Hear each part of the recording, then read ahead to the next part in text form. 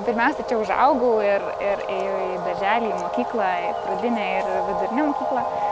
Ir išvykau 2004-aisiais ir liktai atrodo, buvau išvykusi ilgą laiką, bet tuo pačiu metu atrodo, Šilainiai manęs ir nepaliko.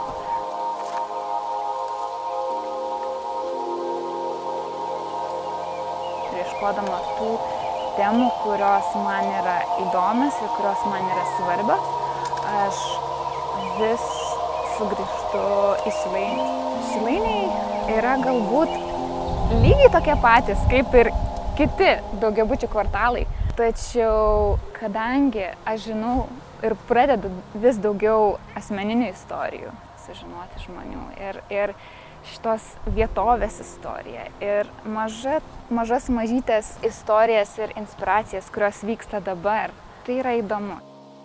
Kodėl atsivežu kitus menininkus? Kadangi mano pačios įkvėpimas yra čia.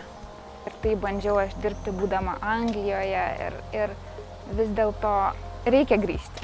Reikia būti čia ir darbo su fotografija ir su skulptūra neužteko.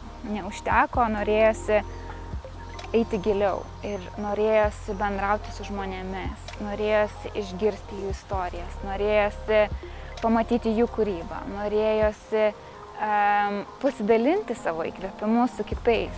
Pačiai netgi smalsu, štai ką šita vieta, kuri man tiek daug reiškia ir kuri man tokia yra įdomi, kaip ji paveiks kitus menininkus galbūt. Kodėl dirbu su bendruomenė? Nes noriu kalbėtis ir noriu pradėti tą pokalbį, gyvą pokalbį apie tai, kaip Šilainiai keičiasi. Ir mano manymu, Šilainiuose yra labai daug galimybių, yra labai daug vietų, kur idėjas galima išreikšti. Galbūt reikėtų tokio šiek tiek postūmio.